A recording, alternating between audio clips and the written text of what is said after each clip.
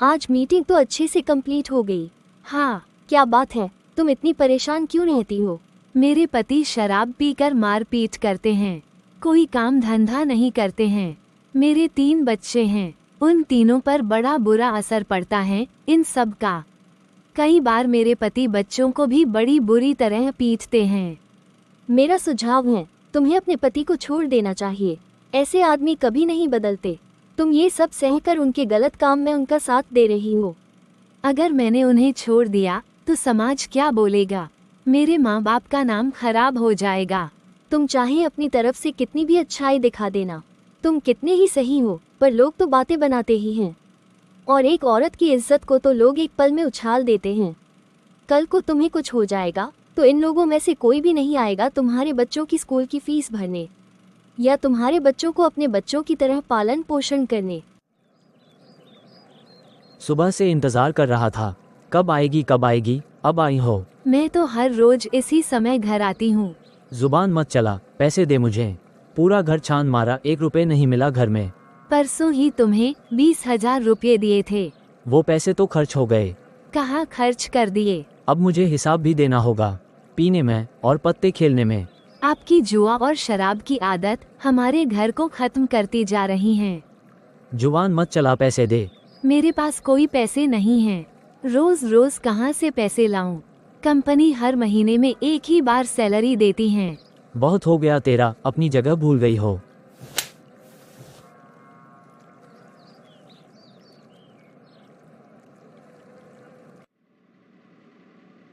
क्या हुआ आपको? मेरी बीवी ने मुझे जान से मारने की धमकी दी।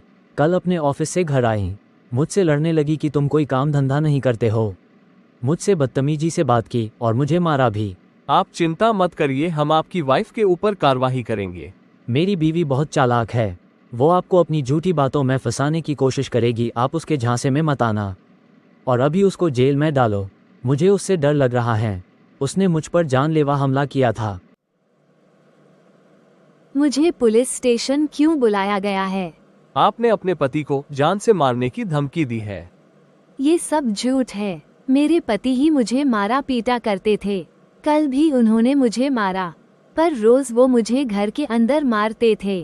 पर कल शराब के नशे में उन्होंने घर के बाहर मुझसे मारपीट की। खुद को बचाने के लिए मुझे फंसा रहे हैं। हम इस मामले की जांच पड़ताल करेंगे। अभी आप घर जाइए। ये कहानी अभी हाल ही में एक वायरल वीडियो से इंस्पायर्ड है।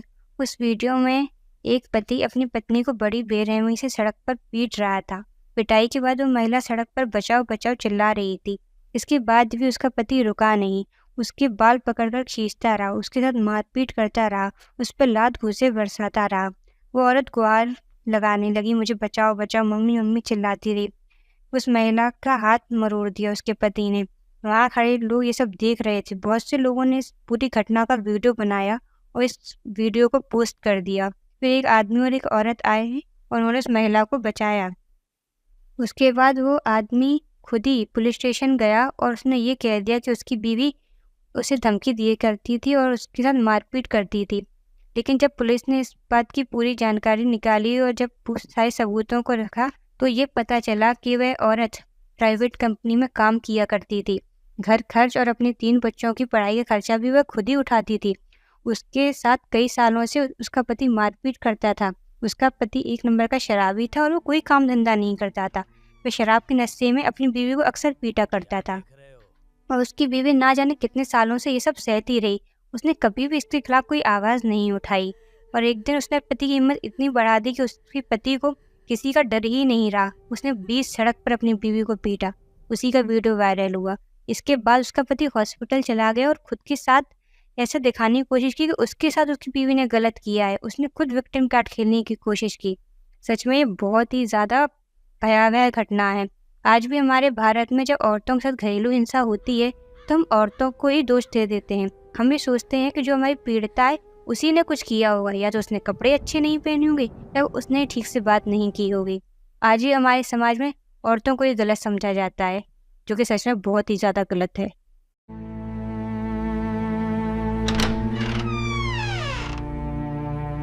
क्या देख रहे हो? क्या आप अब भी खामोश रहेंगे हिंसा को सहना बंद करो। आज ही अपनी आवाज उठाओ। मदद के लिए 10 0091 पर कॉल करें।